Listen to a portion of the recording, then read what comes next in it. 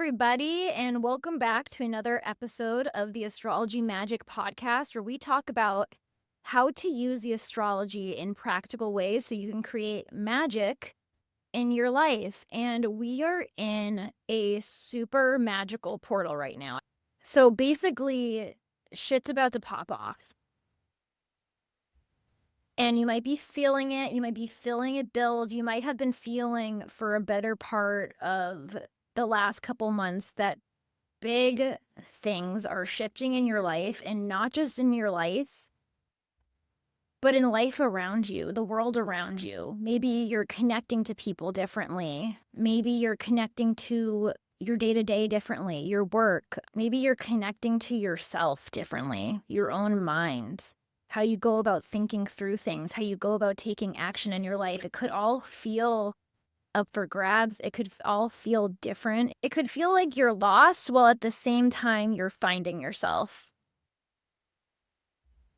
And when I say we're about to pop off, this is what I mean. Uranus, this is the planet that is the great awakener. It disrupts things. It shocks the system. It pushes us out of, it basically shocks us out of old patterns and opens us up to new ones. Me personally, holy shit, have I been whiplashed across the face the last week in a really good way. A really, really, really, really, really, really, really, really good way. I'll just like do a little personal update and then we'll continue with the astrology. Okay, my personal update. What's my personal update? My personal update is that I am so happy I waded through the unknown the last couple months and I followed the astrology. I'm really happy I did that. I've recorded several podcasts on how I've just gotten present and simplified my life, and I'm spending most of my days just being. And through that process, I talked about this in a podcast episode I did in May when I did one on the Uranus and Taurus aspecting the North Node in Pisces. And I talked about how there have been times in my life when I've gotten in deep alignment and popped out of an old way of doing things. And those times of deep alignment have come after me getting present for months on end. Like simplifying my life, getting rid of a lot of things, and just being so present, so in my body, to the point of existential boredom.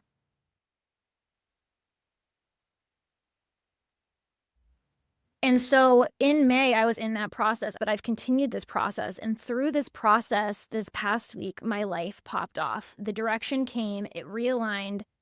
And the wildest thing is I would have never strategized my way to get to this point. I would have never strategized this pop off in my life that's happening. These last couple months, as I've been in this extreme existential boredom, I've been calling things into my life. Number one, I've been calling in more fun. I just really desperately want to have more fun in my day-to-day. I'm calling in new friends. I love my friends.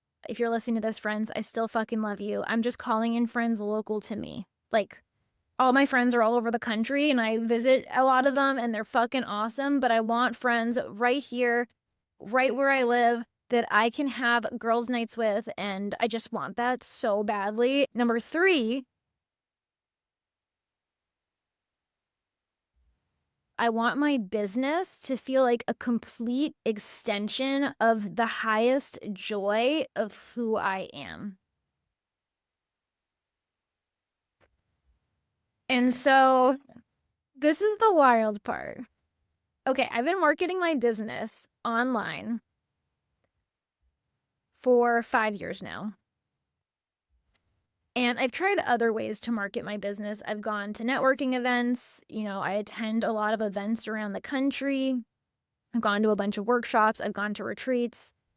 It's how I've met people and how I've brought people into my sphere. I've done some collaborations. Like, I've done all of the things. I've tried all of the things. And if I'm honest, everything I've tried, the podcast, I would say, feels like the most me, but everything I've tried to market outside of attending retreats and being in person with people has felt like dragging my ass through the sand. Like, for some reason, when I'm online, you know how some people are keyboard warriors? I'm the opposite of that. I'm not a keyboard warrior. If anything, there's something about online that makes me get a little shy and weird and awkward and maybe performative. I try to perform and it's just like hard to connect to who I am when I'm online.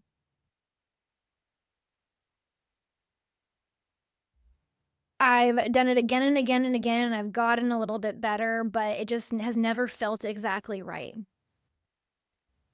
So back to this existential boredom. So the existential boredom led me to just start studying astrology for myself and go back to what was really fun for me, which is analyzing things for myself, but getting in my body and just being playful with it, not needing to form it into something I'm making money on, right? And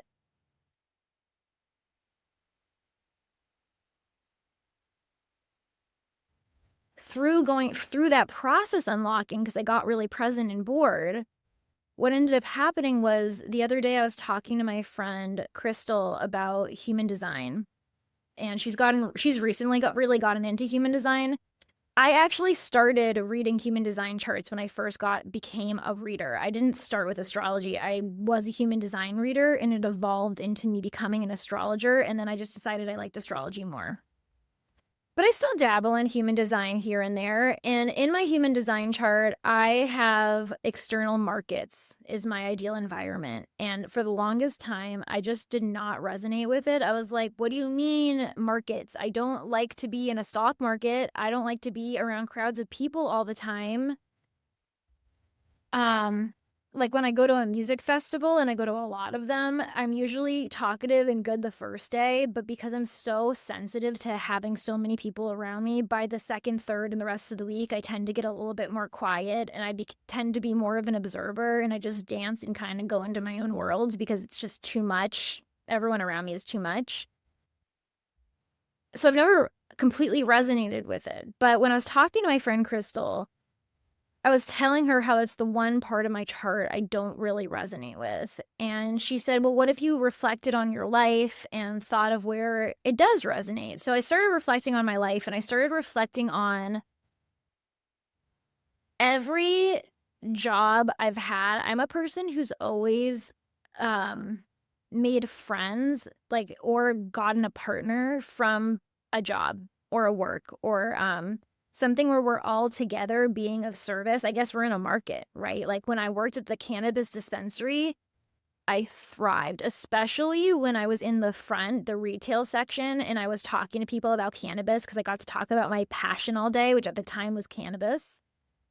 I fucking thrived. I felt like this queen. I was like friends with everyone. I was like witty. I was funny. And that's when me and Ryan started dating. And that's been the case at every job I've had. There was a catering job, thrived in college. I actually would look forward to work. I'm a person where growing up, because I never did boring jobs I didn't like, that I've always thrived at my work until I've gotten promoted, and then they take me away from the people, and then I stop thriving. And so when I was reflecting on that, I was like, holy shit, Rachel, you don't hate being around people. It's just that you want to be around people when it's in a setting of the thing you're passionate about, and the thing in the exchange of ideas happens around the thing you're passionate about, right? And it's in person. External markets. That's why my environment in human design is external markets, not internal. There's two different market environments. I have the internal one, I think, is more online. Mine is in person. And so I realized, wait a second. Why have I never marketed my business at events when I'm around a bunch of people? When I get to be next to another person at a tent, and I have my own tent, and people can come in and out in person, and I can talk about astrology. And literally, that's the only thing I want to talk about with anyone. That's why I get socially awkward when I'm everywhere else, because I'm at, I don't know, a festival or different places, and not everyone wants to talk about astrology, but I'm a passionate person, and I tend to be a one-track mind. So it's like the only thing I think about. My incarnation cross in human design is the left angle cross of dedication, and it says that this cross has the energy to talk about the same thing over and over and over again, so they make good teachers. That's me. When I get into something, I just want to talk about it again and again, and it's the only thing I think about. It's how I was when I was in cannabis. It's how I was in college when I worked at catering. Food was involved. I was a nutrition major. I was obsessed with food. Loved it. So this turned in to a giant Uranus and Taurus breakthrough where, because I simplified my life and I slowed down and I got to be fucking bored, it slowly opened up the breadcrumbs to, oh, this is fun. Okay, I'll lean into this, to this, to this. To all of a sudden, this bitch, I just called myself a bitch, this girl has booked 2 events this July for me to be in person with my own booth. One at a music festival, which I'm so fucking excited about. It's in Pennsylvania, and a lot of my friends are going to be there. And then another one at this local crafts fair by me. And I already have everything coming together. I reached out to my friend who's selling his clothing company, and I said, hey, you want me to help you sell the rest of your clothes? Send them to me, and I'll send them in my booth. I love making lotions and chapsticks and stuff. I have my whole life. When I used to work at the dispensary, every, I'd say, month or so, I'd make a new batch of chapsticks and I'd give everyone a chapstick for free. I wasn't selling it. I just love making. I've made things my whole life. I'm a Taurus. I like making things with my hand. I like making things all natural. And there's this lotion bar I use that's so magical because it's not only amazing at locking in moisture in your skin, it's a deodorizer. It literally, I can use it as deodorant and you'll not smell. It makes you smell so good and stay smelling so good even if you sweat, and it locks in moisture. So I'm making those and selling those at my booth. And then I'm going to have a whole menu where I give mini astrology readings because I get to, I realized this the other day. I don't love giving astrology readings online all the time to new people, but in person, fuck yeah. Because I can fuck with their energy. I feel like, I don't know, I make stronger, easier connections in person. If you're an in-person person like me, put a comment if you're on Substack below and let me know, because I'm an in-person person. I think I'm coming to that. That's why I hosted retreats and I thrived in them. And I hosted 6 or 7, I keep forgetting how many, in 2.5 years. So I talked about how I wanted fun. I wanted friends. I wanted to be in alignment with who I really am. And all of a sudden, I'm planning all of these events I'm going to be at this farmer's market, my local town's farmer's market. I'm going to start being a booth there. And the cool thing is, and this is where it's all coming together, where I say, you know, everything is about divine timing. The new moon in Taurus in May was all about divine timing. It was called the Sabian symbol. It was a sled without snow. And so that new moon in Taurus was showing us that be patient, play the long game, simplify your life now, because it's all about divine timing. You might have all the tools, but the right circumstances need to come in so that you can use those tools. Just like you can't sled down a snowy hill without snow, you know? So what I realized now that all of this is popping off and going so quick, and I already have all these events booked and all of these things ordered in, and I'm just fucking ready to go, and I'm not scared at all. I'm spending more money than I have right now to just get this all set up and to pay for all the applications for me to be at all these events, and I'm not even scared. Which is so wild, because when I hosted my first retreat, when I barely had any clients to my name, and I've never hosted a retreat before and didn't have any money, and I put it on my mom's credit card, I was scared shitless. I was scared shitless probably the first 4 retreats that I hosted. Sick to my stomach, wanting to throw up all the time, so scared. Like the risk was way too much. Now, and then I realized that like I couldn't have done all these live events in the beginning of my business. I wasn't in the right space. I didn't have the risk tolerance. And because I didn't have the risk tolerance, I didn't have the energy to be creative with it and make it fun. And now I have the connections to give me all these clothes to sell. It's like, I just see it. The snow is falling for me. The snow finally fell. And in May, I remember thinking, I feel like I have a lot of the tools, but I'm not going forward. The snow fell for me. And this is all astrologically timed. It's confirmed by my chart. It's confirmed by my human design, which is how I like to use astrology. And I love to use human design. And I've even shifted how I use ChatGPT, side note, because I love ChatGPT and we're in Pluto and Aquarius. And so with Aquarian type things like futuristic technology, we can go to the extreme. We can obsess over it and be all on ChatGPT every single fucking second of the day. Or we can say, no more, I'm boycotting ChatGPT. Fuck ChatGPT. We're not doing it anymore. But a healed Pluto is in the middle. Think about humans in society, how we go to the extremes. When we get to the healing, we surrender the control and we come into the middle. And I'm also thriving on ChatGPT right now. Thriving with it. I went too far to the extreme. And this is all related to Uranus and Taurus. We're about to talk about how Uranus and Taurus is going to move into Uranus and Gemini. And July is going to be a giant month. We're going to get to that in a second. I just have a couple more things to share. Bear with me. Hopefully I'm not boring you and you enjoy listening to my excitement as much as I enjoy talking about it. So what happened was I was using ChatGPT way too fucking much for a while. It was making me anxious. I was having like almost mini panic attacks constantly because I was so in my head. I was outsourcing things I already knew just to get confirmation and some sort of like dopamine hit from ChatGPT. And so what in May and June, I used it way less. I only used it when I absolutely fucking had to. Like when I had a question that I just didn't already know the answer to or needed clarity on something. And it felt so much better. The anxiety went away. And now I found that middle ground of ChatGPT where I'm using it to confirm my intuition and I use it with my astrology. I use it with my, to confirm things with my solar return, but I'm body-based first. So I'm spending most of my day still in my body, following a routine, doing things that make me feel good. And because I'm so in my body, it's like I get these flashes of insight. That's what Uranus is.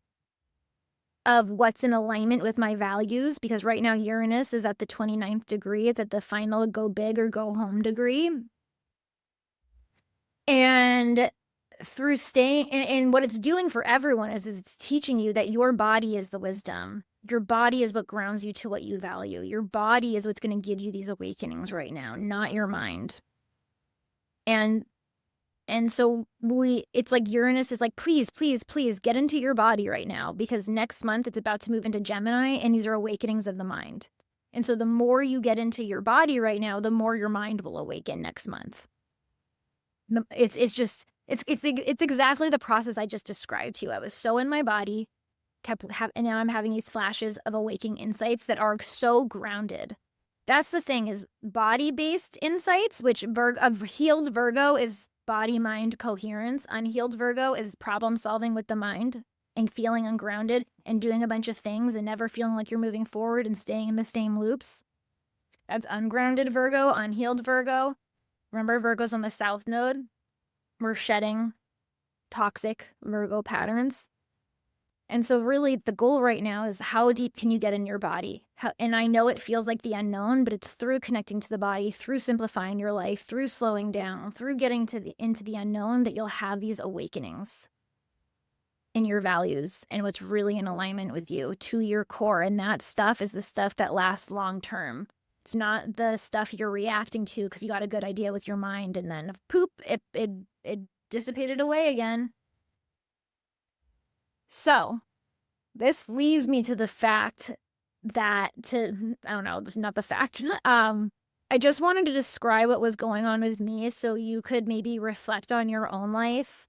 And if you haven't had this giant awakening yet into what feels fun for you and what feels authentic for you, I said this on so many podcast episodes, but please get into your body. Please, I know it feels like the unknown, but the North Node's in Pisces and it wants us to lean into the unknown. And you can get into your body in any way that feels good to you. Any way. I like to go to the beach. I like to ground. I like to breathe. Those are things that I do. I work out. I eat nourishing foods, all those things. I drink good water. And I simplify my life. But next month, when Uranus moves into Gemini, these awakenings are going to come from the mind. They're going to come from how we network, how we connect, how we share information. It's going to help us see whatever house or area of life Gemini rules for you, because every sign rules a certain area of your life. And when a planet moves into that sign, that area of life is highlighted. So Gemini rules a certain area of life for you next month. Of course, for me, Gemini rules my long distance travel and opportunities. What am I doing next month? I am traveling to all these new opportunities. Long distance. I'm going to Pennsylvania for one. You can't make this shit up. So when Uranus moves into Gemini, Gemini is ruled by Mercury. That means whatever Mercury is doing in the sky, it's having a conversation with Uranus, which is awakening us in our mind to a higher perspective, to a new way of doing things, a new way of communicating, a new way of living life. Mercury, all of July, is going to be retrograde. We're going to enter We're going to enter the pre-retrograde shadow on June 30th. It's going to go retrograde in Leo. So that's the sign of performative, being seen. But it's also, can you are you performing from your authenticity, or are you performing from your ego? Because Leo is also the sign of the ego. And when our ego wants to achieve a certain goal or find success or be seen a certain way, it will perform a certain way. But the thing is when we perform, we block ourselves from our true life, from our true joy, because Leo is the sign that connects us to our joy, connects us to our inner child. Until we see ourselves, see our inner child, see our gifts, what truly makes us feel abundant and good. Like for me, what I just saw was I love being in person. I never saw it really clearly before. I never tracked that pattern enough to be like, oh, I could do that for myself in my own business. All of the jobs that I loved the most, I could create that kind of environment for myself. It never clicked before. I didn't see myself. I didn't see what brought me joy. And so this Mercury retrograde in Leo is going to be this reflection period on where am I performing to reach certain goals versus how can I see myself deeper? Where have I felt joy in the past? Like you could be really reflecting on your past and what's felt fun in the past, what's felt joyful. What's given you that life force, creative juice that you could just keep going? What gives you that passion? And as Mercury moves retrograde through Leo, or we might be getting some ego checks because, again, it's the sign of the ego, Uranus is going to be awakening the mind through this Mercury retrograde. July is huge. It could just be this you could just become just more you, more direct, because we have to think about this too. Saturn and Neptune are in Aries. Neptune is the dreamer, the visionary, the intuitive, the spiritual realm, the limitless possibility. Saturn is creating new structures, new boundaries, and they're both doing it around your identity, your sense of self, your willpower. And Aries is a sign that's very direct. It is very bold. It is very courageous. It can be selfish. It can be stubborn. And so this month, July, this month could be really making you become more direct in communication. It's trying to put boundaries around, like, who are you? How can you own you? How can you be more bold with you? When I just talked about, when I was reflecting Mercury retrograde on external markets in my human design chart, and I was reflecting on all the external markets I'd ever been in, I was like, oh, it's the ones where I could be me because I got to talk about the things I was passionate about, and I didn't have to talk about things that I wasn't passionate about, Like, I don't want to just go to like, that's why random music festivals can feel kind of tiring to me. But a market that is where I have my own energy center that are focused around my passions, that lights me up. And so it's helping you shape, who am I and how can I get really specific on who I am. Gemini, Mercury in Gemini, because Mercury rules Gemini, also Virgo's on the South Node. It's about getting specific into the details, down to those micro details of who you are. It's getting so radically laser focused and tuned in on what makes you unique, what's aligned with your authentic self-expression. And again, I guess to tie this all back together, the purpose of right now, this time period, as we lead up to Uranus moving into Gemini on July 7th, or maybe it's July 9th. Sorry, I'm blanking on the dates. It is July 7th. Is Venus right now is in Taurus. And leading up to this Mercury retrograde, leading up to the beginning of July and this big shift, Venus in Taurus is going to meet up with Uranus in Taurus. Well, Venus rules our values. Venus is how we receive. It's our relationships. It is pleasure and beauty. And it rules Taurus. So as Venus comes up and hangs out with Taurus when it's at this final go big or go home degree right before Uranus enters Gemini, when Venus and Uranus comes together, it can give us these breakthroughs in Venus themes, breakthroughs in self-worth, breakthroughs in what we really value, breakthroughs in, oh, I can take my time, I can slow down, I can connect to the earth. I want quality over quantity. That's a big Taurus thing. Where are you scattered? And where can you choose quality over quantity? You know? Before I had this breakthrough on my business and how I want to be in person, and it all came together, Ryan was trying to give me all these different ideas of how I could get myself out there. And he said I had to hustle. And he was like, yeah, I just like found this strategy where you go into a bunch of Facebook groups and I already got 5 million new people on me and blah, blah, blah. And I just reached out to 20 Facebook groups and you should do it. It's really easy. And this is how you get ahead. And like, I could have listened to him, but everything in my body, made me feel ungrounded. It didn't feel like quality use of my time. It felt like an ungrounded use of my time. It felt like I was doing it because it was someone else's strategy. It didn't feel good. It didn't feel like ease. It felt like friction in my body, and not the good kind of not the good kind of like risk, like, oh, what's going to happen friction, just friction. And I told him that. But when this new awareness awakening came in and I started booking all these different events and all that came together so quickly, I said to him, I was like, Ryan, this is the feeling I was looking for.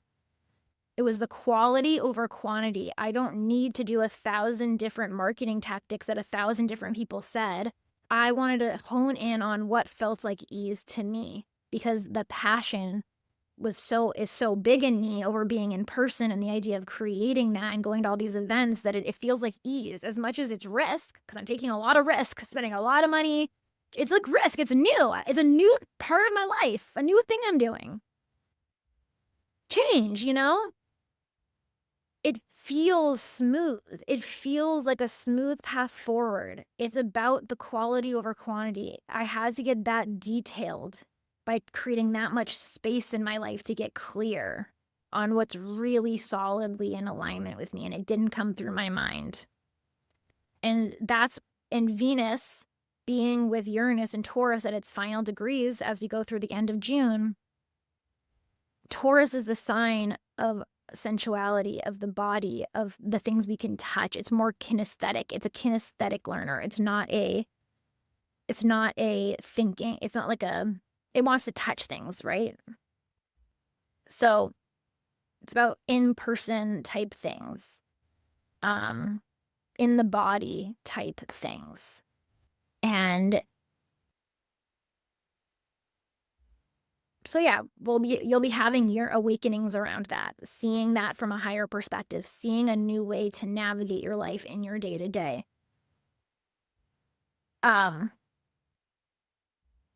As humanity is growing and evolving, this is what I see for us. I see people being able to trust magic in the unknown so much deeper, and recognizing how much their mind has been overused and abused, and how their mind was actually the thing blocking them and sabotaging them.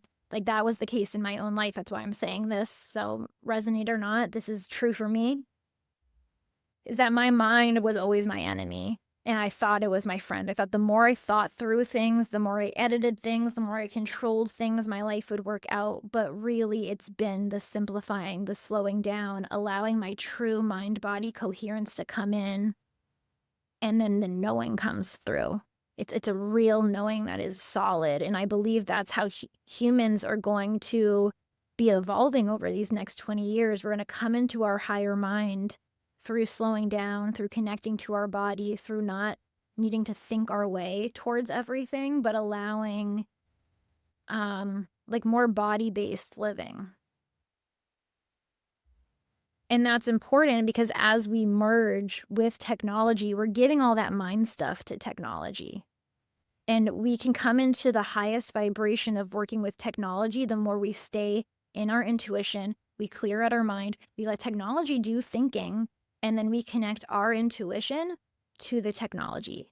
That's how I best use ChatGPT to navigate astrology, and how I've used it to have deep healing by following the astrology. It's not because I'm on ChatGPT 24/7 learning about all these different things and I have a breakthrough. It's that I'm in my body, I get a knowing, and I confirm it with my astrology. And that just helps me double down on my knowing, and then it makes things happen like that. Because when you know things, when you believe things, they fucking happen. Magic. Astrology magic. So July's pretty big. It's also going to be the culmination of a big death and rebirth portal we've been in. So it started on April 22nd. On July 22nd, this death rebirth portal is closing out. But the first quarter of the year, we were slowing down, connecting to ourselves, getting a new sense of connection to how we take action from our emotions and our felt sense and that stuff. And now it's like we're integrating this new connection to self into our life and coming to these new awarenesses about ourselves. You know, I said to a lot of people that between April 22nd and July 22nd, your life might not look the same. Well, for me, it sure shit is not going to look the same, because all of a sudden I'm going on the road and I'm all in person. I've never done this in my business before, but now I am.